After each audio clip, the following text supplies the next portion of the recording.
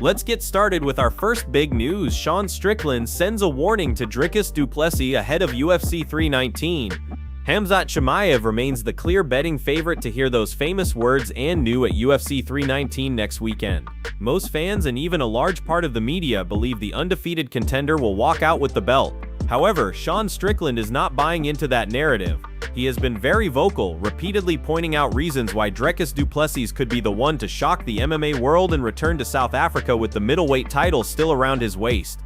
Since the fight was first announced, Strickland has made it known that he sees serious danger for Chimaev in this matchup. In his eyes, DDP has the exact style and mentality needed to hand Chimaev the first loss of his professional career, and Strickland's opinion doesn't come from guesswork. He's faced Dricus twice inside the cage, and has also spent time training alongside Chimaev. That gives him a rare insider's perspective on what both men bring to the table. Recently, while speaking with Red Corner MMA, Strickland was asked once again to share his breakdown of the fight. He didn't hold back. Here's part of what the former champion had to say. "Dricus has better stand-up than Chimaev, but Chimaev has pretty crazy grappling. I've been training with these Dagestani guys my entire life. I know how to get up from these guys. I can withstand the storm. I don't know if Dricus has ever encountered that level of wrestling. It might catch him a little off guard." Strickland's point here is clear. While Chimaev's wrestling is elite, Dricus's striking is sharper and more versatile. But Strickland didn't stop there. He also went on to make a bold prediction about how the fight could play out if it goes past the early rounds. If DDP makes it out of the opening round, Strickland said, "Chimaev will fold. He's like a soft man. You take someone like Dricus will not give in. That man doesn't quit. Chimaev wins off being a BAD guy. Like, I'm tough, I'm scary. But if you look at everybody he's fought that pulled his card and said, 'Alright, let's go,' things start changing. I just think he's some kind of a bully. Nothing wrong with being a bully. It's a fight, be a bully. But if you're going to be a bully and somebody fights back, you better keep that same energy." This is vintage Strickland, blunt, direct, and unapologetic.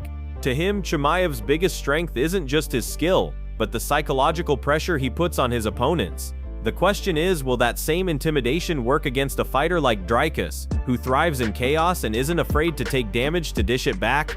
Of course, some fans believe Strickland might be biased. After all, he and Chimaev have had a public falling out, and tension between the two has been brewing for months. Still, whether you agree with him or not, Strickland's insights can't be ignored. He's been in there with Du Plessis, he's trained with Chimaev, and he knows firsthand how both men operate inside the octagon.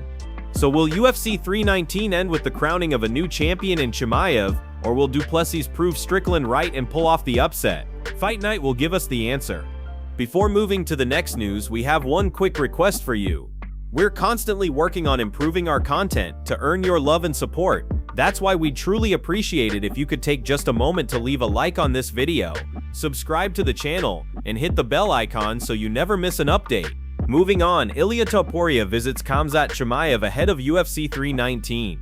Tomorrow, we can officially say it's Chimaev's fight week, the final and most intense stretch before UFC 319. This is the week where fighters face the toughest challenges outside of the actual fight. It's not just about training anymore, it's about cutting weight, staying mentally sharp, and dealing with the pressure of the biggest stage in MMA. For many fighters, this is when the real battle begins.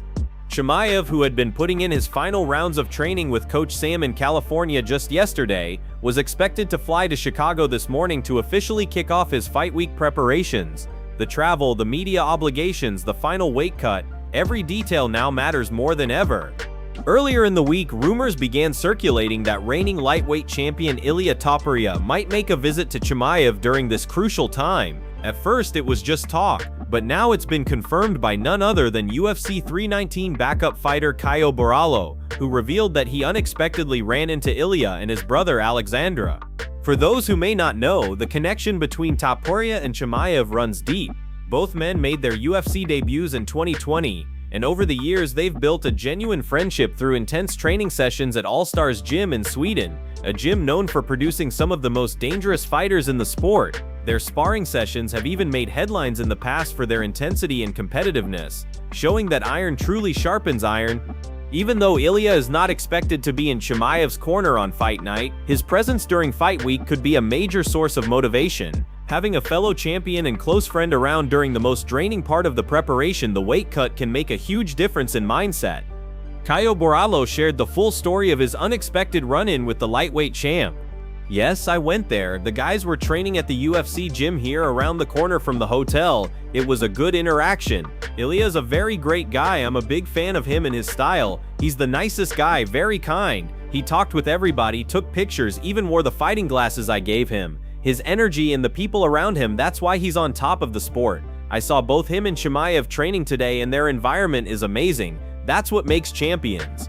Borralho's comments highlight something often overlooked in fight preparation: the environment. Having supportive, driven, and positive people around can lift a fighter's spirits and keep their confidence high, especially when the physical strain of cutting weight begins to take its toll. As UFC 319 approaches, moments like these remind us that Fight Week isn't just about training and strategy, it's about the relationships, the energy, and the mental toughness that push fighters through to the biggest night of their careers. Now let's talk about another interesting update. Morab Dvalishvili is cornering Roman Dooligi tonight. That's right, the reigning UFC bantamweight champion is stepping outside his own weight division to lend his support to his countryman. Roman Dooligi is back in action this weekend and he's set to headline UFC Vegas 109 against Anthony Hernandez in what promises to be an intense middleweight clash. This is a huge fight for Dooligi, and the fact that Morab will be right there in his corner makes it even more exciting for Georgian MMA fans. In a recent interview with Fighters Only, Dooligi confirmed the news himself, saying, "Morab will be in my corner this Saturday, but I don't need anybody's success to push me." This statement says a lot about Roman's mindset heading into the fight. While having a champion like Morab in your corner can definitely provide a mental boost, Roman made it clear that his motivation comes from within. He's grateful for the support, but he's also fully confident in his own abilities and preparation. The connection between these two fighters goes beyond just friendship. Both Dooligi and Dvalishvili are proud representatives of Georgia, a country that's been making a serious impact in the UFC over the past few years. Fighters like them have helped put Georgian MMA on the map, showing the world that this small nation produces warriors with elite skills and relentless determination. Morab's presence in the corner could also bring a strategic advantage. Known for his insane cardio, pressure, and wrestling-heavy style, Morab has a sharp fight IQ that could prove valuable in helping Dooligi make the right adjustments mid-fight. Whether it's encouraging him between rounds, spotting openings, or giving tactical advice, having a champion-level mind in your corner is never a bad thing. For Dooligi, this main event slot is a golden opportunity. A win over Hernandez, who's been on a strong run himself, could put Roman right in the middleweight title conversation, and with Morab there supporting him every step of the way, the energy in the arena is sure to be electric. So tonight, all eyes will be on UFC Vegas 109, not just for the fight itself, but also for this special Georgian alliance in the octagon. Up next, Shawn Brady has both a location and an opponent lined up for his next fight. At the time this video is being produced, the bout hasn't been officially announced by the UFC, but Brady has dropped some exciting hints. In a recent interview, the Philly native revealed that the UFC has already sent him a contract offer to face a specific opponent, and according to him, the fight location is also set. The only thing left now is for the opponent to officially sign on the dotted line. This news comes at a very interesting time in Brady's career. He's fresh off one of the biggest wins of his life, a decisive and dominant submission victory over former welterweight champion Leon Edwards back in March. That performance didn't just add another win to his record, it sent a clear message to the rest of the division that Brady is a serious threat to the title. That victory extended his current winning streak to 3, and each of those wins has shown a different layer to his game, from crisp striking to world-class grappling. Right now, Brady sits at the number 2 spot in the UFC welterweight rankings, which puts him right on the doorstep of a title shot. Given his position, the big question is, who is this mystery opponent? Could it be the current champion, a number 1 contender bout against someone like Belal Muhammad, or perhaps a high-profile showdown with another big name like Shavkat Rakhmonov? The fact that Brady already knows the location and that an offer is out there makes the anticipation even greater. Brady has always been a fighter who lets his skills speak for themselves, but after the Edwards win, fans have noticed a more confident and vocal side of him. It's clear that he's ready for the biggest challenges available, and he's not shying away from calling for top-ranked names. So now it's just a matter of time. Once that opponent signs, the UFC will likely make the official announcement, and we'll finally get confirmation of one of the most intriguing welterweight matchups of the year. Who do you want to see the Philly powerhouse face next? Would you like to see him go straight for the title or take on another elite contender to cement his shot? One thing's for sure, Shawn Brady is coming into his prime and the welterweight division should take notice. Now to more fight week hype, Dricus Du Plessis has sent a direct warning to Khamzat Chimaev ahead of their highly anticipated showdown at UFC 319. The reigning middleweight champion didn't hold back in his latest comments, making it clear that fans should expect pure chaos when the octagon door closes. "It's going to be absolute chaos," Dricus said. "I don't see him coming in with a different game plan, and neither will I. I'm going out there to attack. I'm not going out there to defend his takedowns. I'm going to attack." That statement alone tells you everything you need to know about his approach. Dricus isn't looking to play it safe or fight a cautious defensive battle. He's prepared to meet Chimaev head-on, matching aggression with aggression and forcing exchanges from the very first second. He went on to elaborate, referencing previous fights that gave him valuable insight into Chimaev's style. If you look at the Gilbert Burns fight and the success he had with Chimaev, that's very impressive.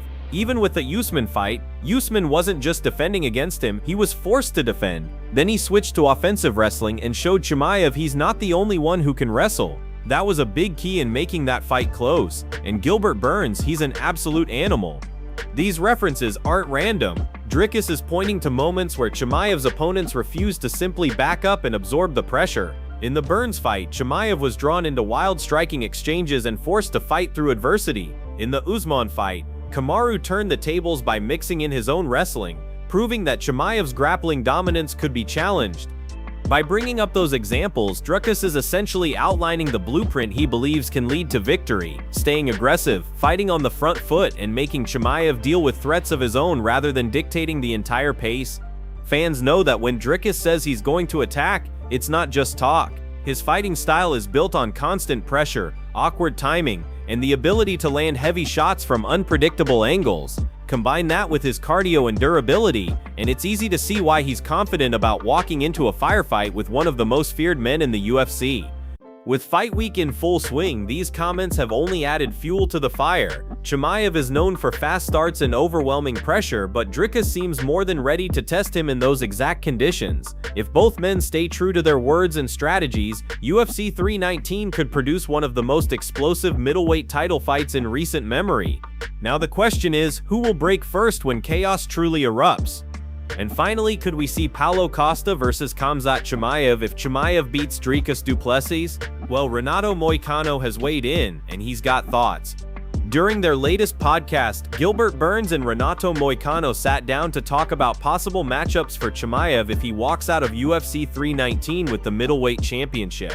The reality is, the middleweight division right now doesn't have a long list of big-name contenders ready to step into a title fight. But there is one glaring exception: Paulo Costa. The tension between Costa and Chimaev goes back years. Fans will remember their infamous heated altercation at the UFC Performance Institute, where the two exchanged words and had to be separated.